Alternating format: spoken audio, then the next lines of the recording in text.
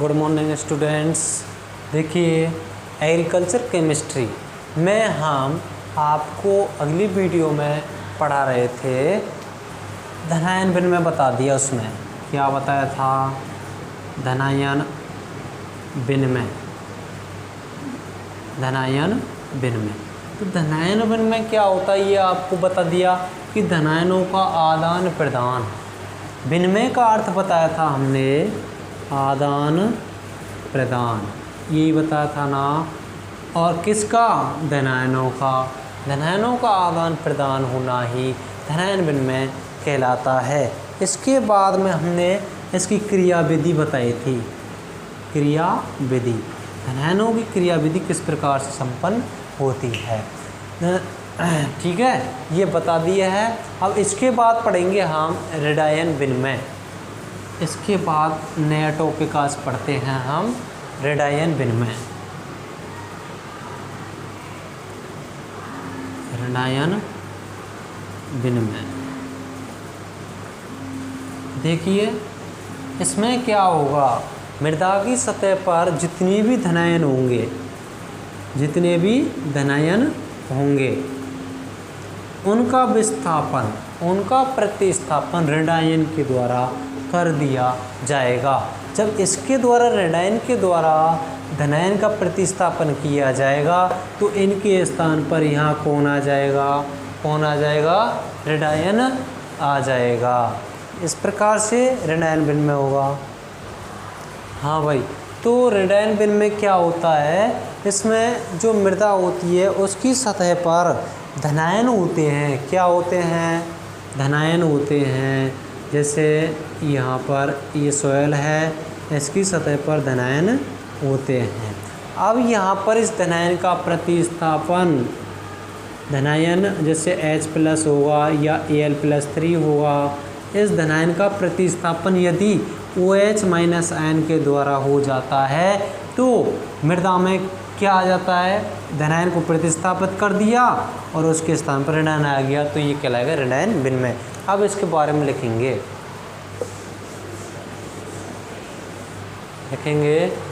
मृदा की सतह पर उपस्थित, मृदा की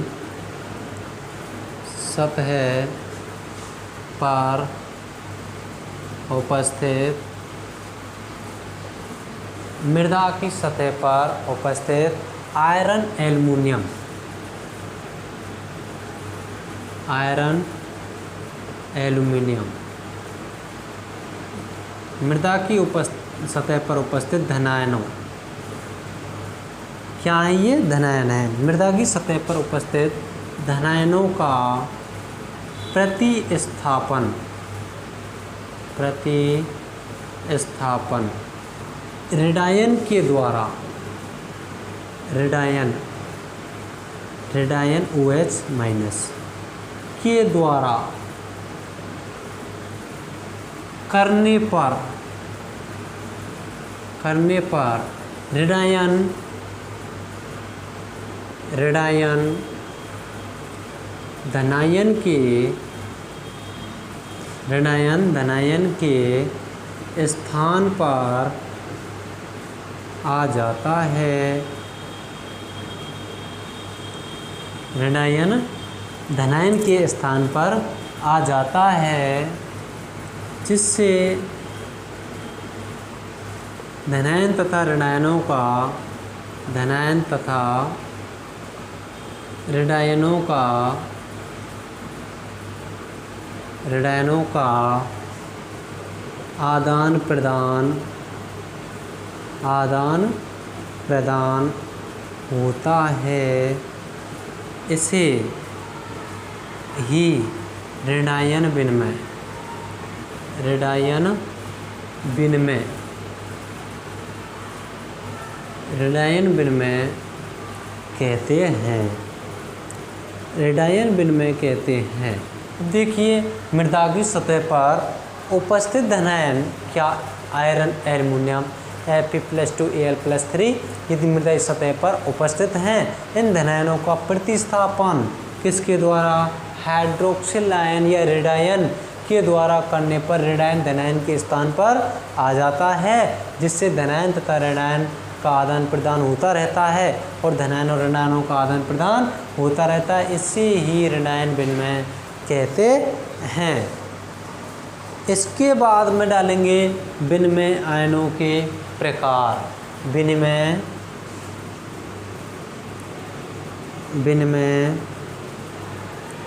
आयनों के प्रकार। विनिमय आयनों के प्रकार। अब इसमें क्या होता है कि विनिमय आयन वो कितने प्रकार के होते हैं। विनिमय आयनों के प्रकार। विनिमय आयन होते हैं जो दो ही प्रकार के होते हैं। कौन कौन से होते हैं? एक तो धनायन होता है और दूसरा ऋणायन होता है। विनिमय आयन होते हैं वो कितने प्रकार के होते हैं? एक धनायन होता है और एक ऋणायन होता है। इसमें लिखेंगे विनिमय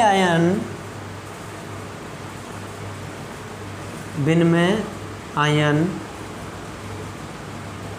मृदा में दो प्रकार के होते हैं। कितने प्रकार के होते हैं? दो प्रकार के होते हैं। अब कौन कौन से होते हैं? सबसे पहले धनायन। विनिमय आयन कितने प्रकार के होते हैं भाई? दो प्रकार के। सबसे पहला है धनायन। मृदा में विभिन्न प्रकार के धनायन पाए जाते हैं। मृदा में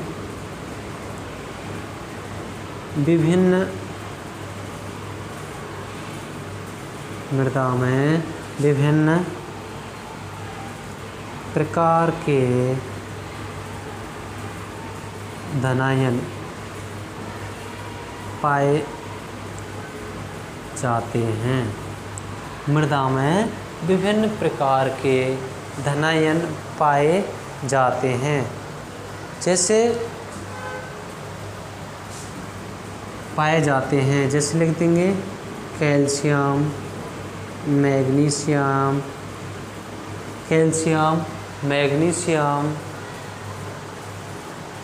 हाइड्रोजन, सोडियम, अमोनियम आदि। मृदा में विभिन्न प्रकार के धनायन पाए जाते हैं। इन सभी धनायनों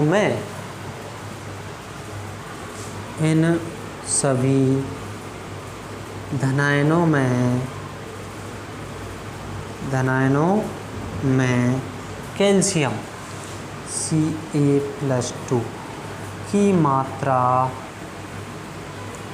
सर्वाधिक पाई जाती है।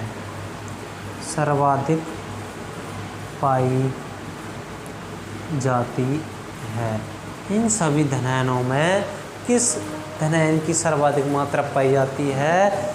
Ca+2 कैल्शियम की मात्रा सर्वाधिक पाई जाती है। ये भी कितने परसेंट होता है? 60% तक पाया जाता है।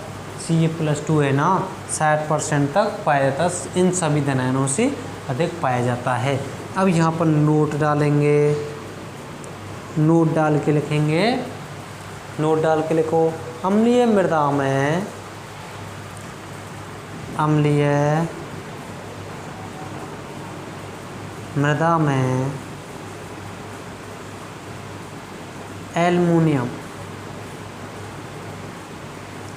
Aluminium hydroxide. अम्लीय मृदा में एल्युमिनियम हाइड्रोक्साइड धनायन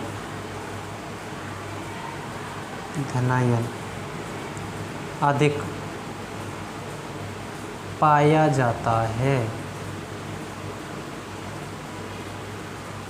अम्लीय मृदा में एल्युमिनियम हाइड्रोक्साइड धनायन अधिक पाया जाता है। कौन सा धनायन अधिक पाया जाता है? एल्युमिनियम हाइड्रोक्साइड धनायन अधिक पाया जाता है। अब दूसरी नोट में लिखेंगे क्षारीय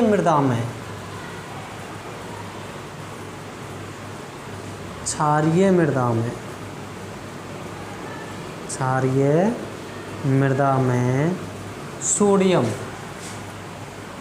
सोडियम धनायन, क्षारीय मृदा में सोडियम धनायन की मात्रा अधिक पाई जाती है।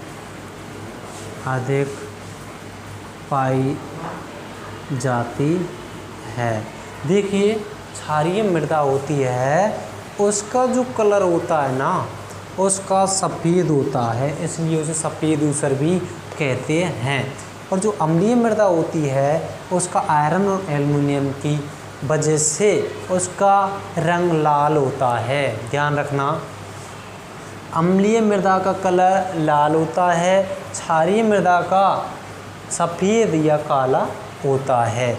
तो सफ़ेद किसके कारण? लवण के कारण, NaCl लवण के कारण सफ़ेद कलर होता है। क्षारीय मृदा में सोडियम धनायन की मात्रा अधिक पाई जाती है। अब लिखेंगे भाई रेडायन। ये तो हुए हमारे धनायन हो गए। अब लिखेंगे रेडायन।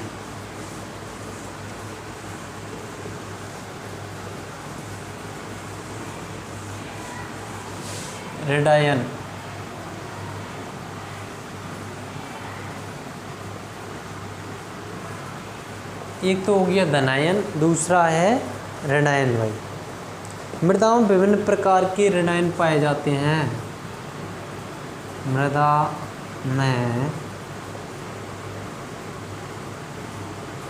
विभिन्न प्रकार के रेडायन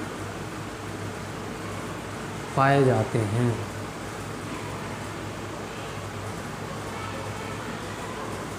मृदा में विभिन्न प्रकार के रेडायन पाए जाते हैं। वो कौन कौन से होते हैं? जैसे लिख लेंगे SO4- Cl- CO3- NO3H2PO4 NO3H2PO4 H2PO4 HPO4 HPO4- HCO3 ये रेडायन पाए जाते हैं। मृदा में विभिन्न प्रकार के रेडायन पाए जाते हैं। ये तो हुई हमारे विनिमय आयनों के प्रकार। विनिमय आयन के प्रकार कितने हुए भाई? 2 हुए। एक तो धनायन पाया जाता है और दूसरा रेडायन। विनिमय आयनों के प्रकार कितने हुए? धनायन और ऋणायन। इसका मतलब विनिमय आदान प्रदान किस किस के मध्य में होता है? धनायन और ऋणायनों के मध्य में होता है। अब लिखेंगे मृदा की धनायन विनिमय क्षमता। अगली हेडिंग डालते हैं मृदा की धनायन विनिमय क्षमता।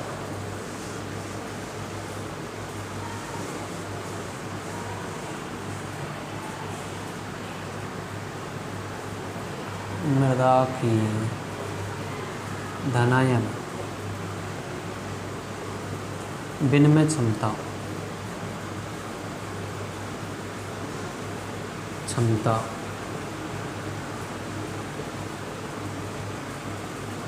मृदा की धनायन विनिमय क्षमता। अब देखिए, क्षमता का मतलब होता है कि कितने धनायनों को यह अधिशोषित कर सकती है।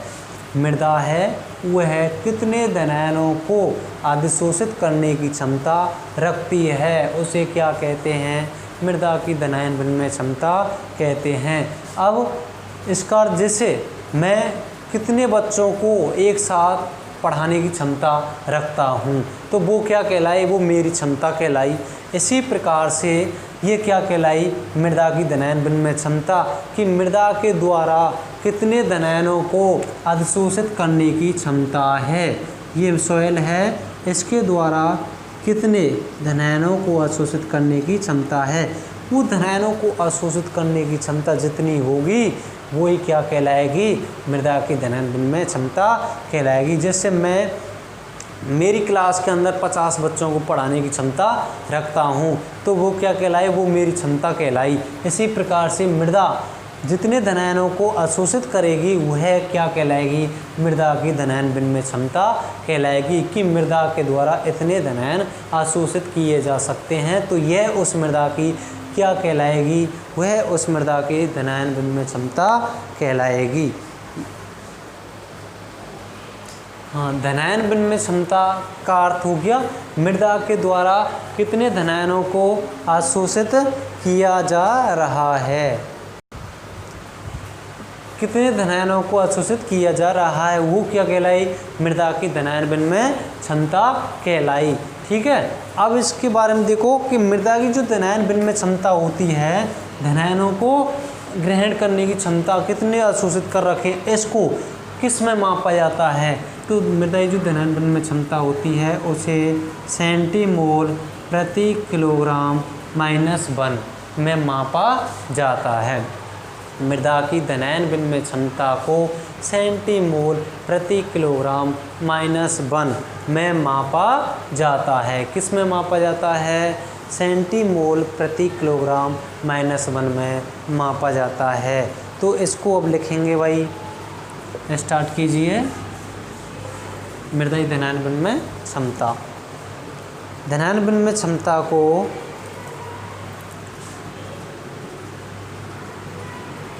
धनायन विनिमय क्षमता को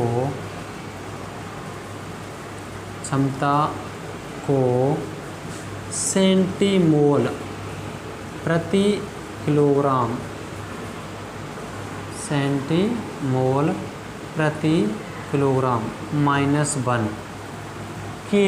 के रूप में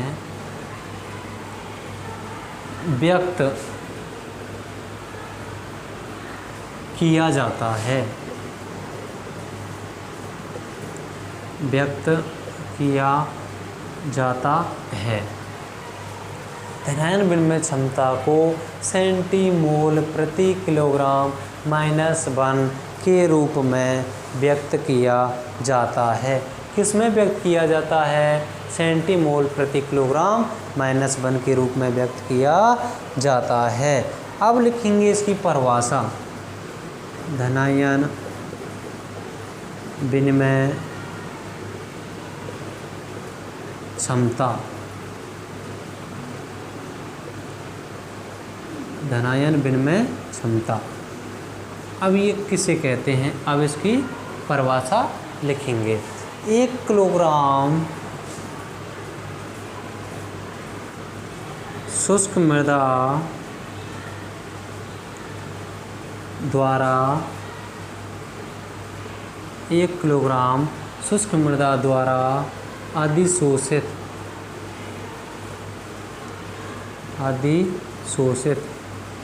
H+ आयनों, H+ कहते हैं धनायन, ठीक है, H+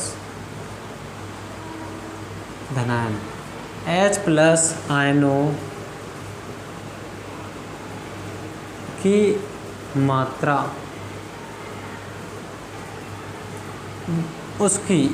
उस मृदा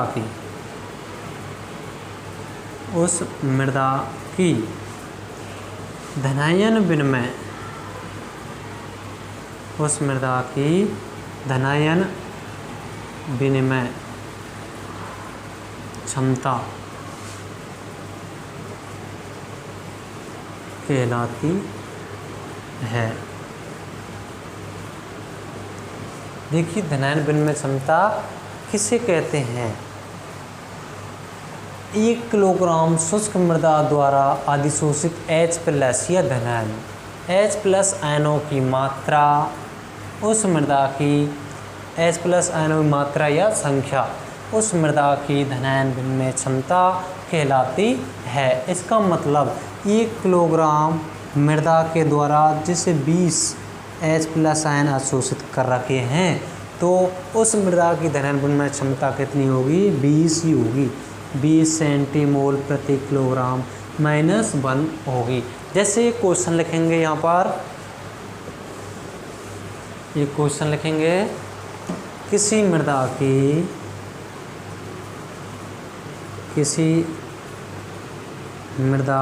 की धनायन विनिमय क्षमता, किसी मृदा की धनायन विनिमय क्षमता 10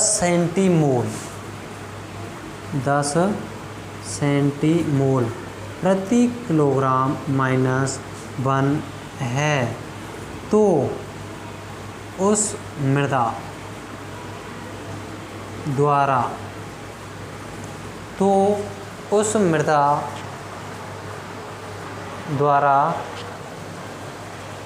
अवशोषित H+NO की, तो उस मृदा द्वारा अधिशोषित H+NO की मात्रा होगी। देखिए, किसी मृदा की धनायन विनिमय क्षमता 10 सेंटीमोल प्रति किलोग्राम -1 है, तो इस मृदा द्वारा अवशोषित H+NO की मात्रा होगी।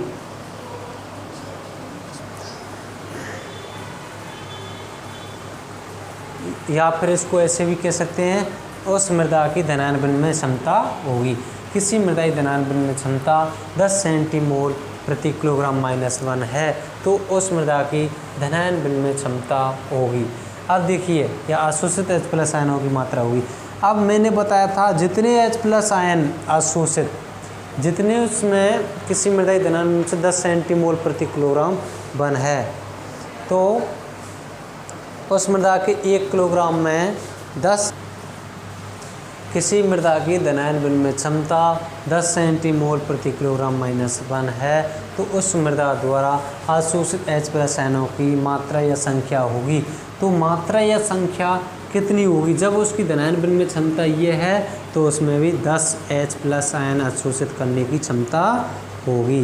कितनी होगी? 10 H+ धनायन अधिशोषित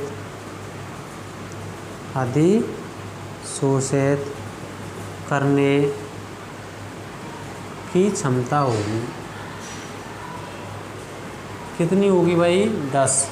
देखिए, किसी मृदा की धनायन विनिमय क्षमता, इसका मतलब 1 किलोग्राम मृदा में उसकी धनायन विनिमय क्षमता कितनी है? 10 सेंटीमोल प्रति किलोग्राम -1 है, तो उस मृदा में 1 किलोग्राम जो मृदा है, उसमें H+NO की मात्रा कितनी होगी?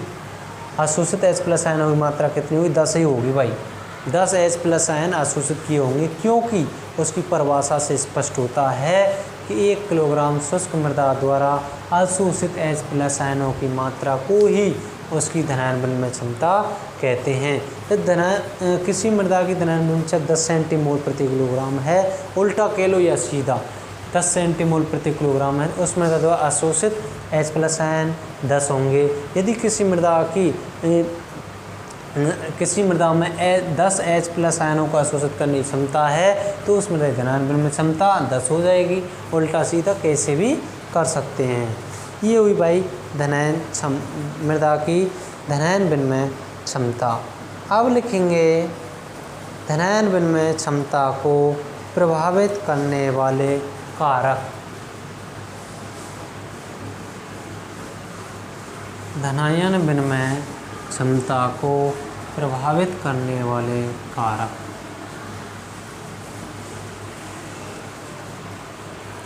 एडिंग डालेंगे धनायन विनिमय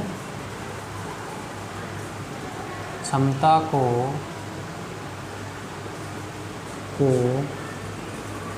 प्रभावित करने वाले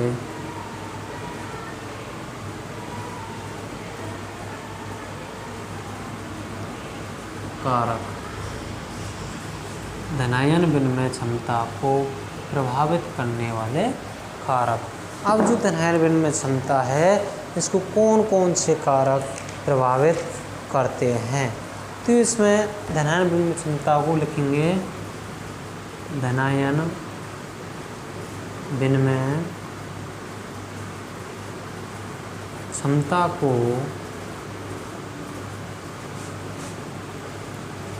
निम्न कारक प्रभावित करते हैं।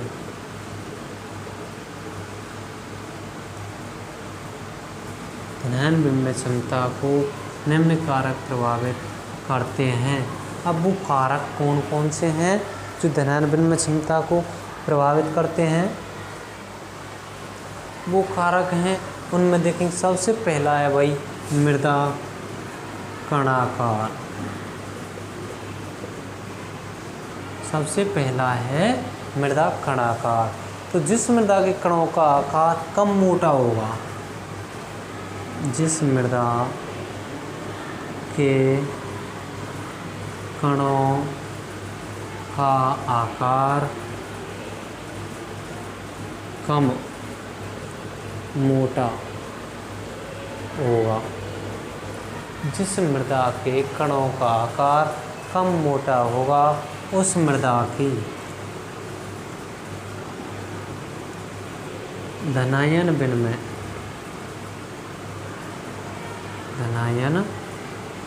विनिमय क्षमता अधिक होगी।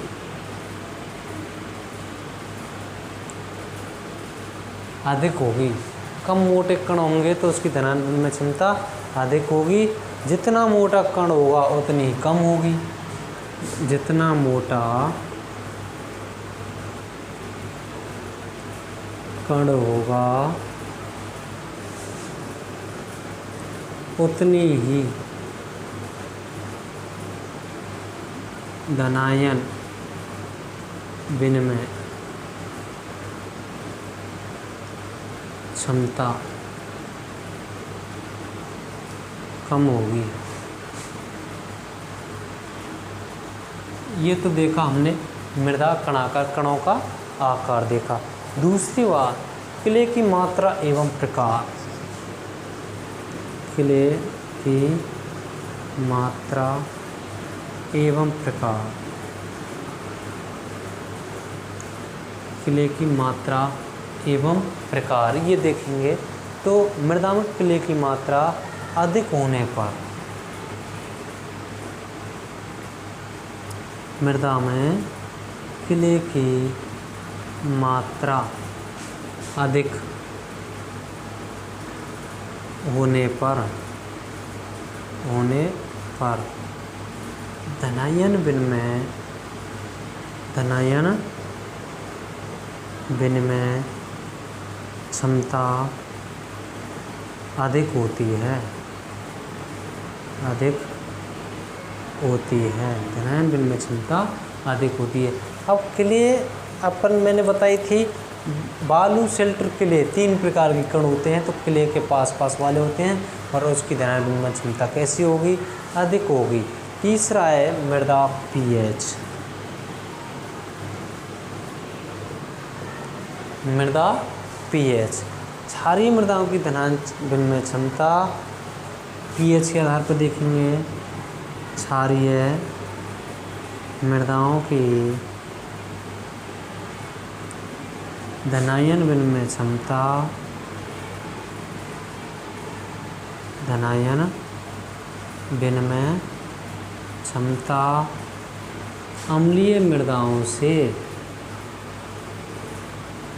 अम्लीय मृदाओं से अधिक होती है।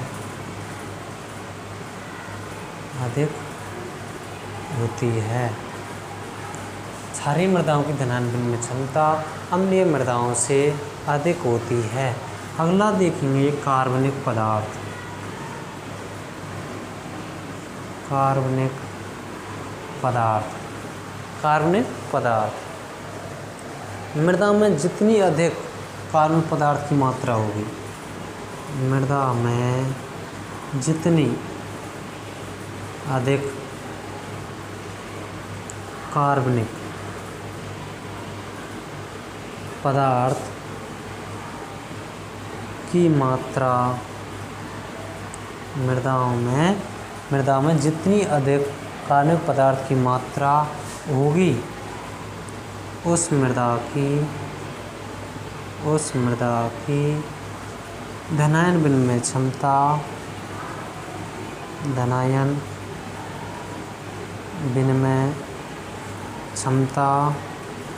अधिक होगी।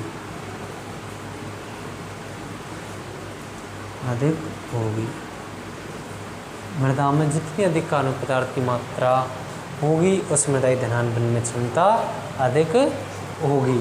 ये हुआ कार्बनिक पदार्थ पर। अब नोट डालेंगे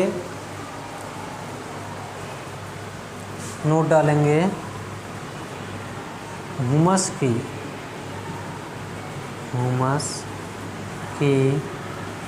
धनायन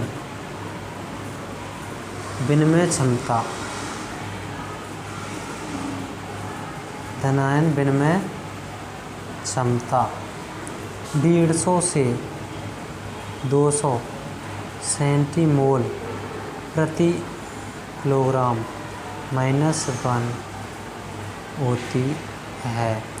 ह्यूमस की धनायन विनिमय क्षमता 150 से 200 सेंटीमोल प्रति किलोग्राम -1 होती है। कितनी होती है? 150 से 200 सेंटीमोल प्रति किलोग्राम -1 होती है। अब इसके बाद में अगला टॉपिक आता है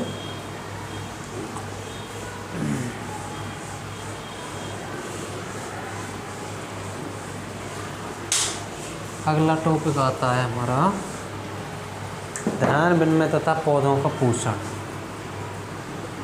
धनायन विनिमय तथा पौधों का पोषण। इस टॉपिक को हम अगली वीडियो के माध्यम से आपको बताएंगे। आप ज़्यादा से ज़्यादा चैनल को सब्सक्राइब करें, लाइक करें और शेयर करें, जिससे हमारी सारी वीडियो आपको तुरंत प्राप्त हो सकें। Okay, thank you.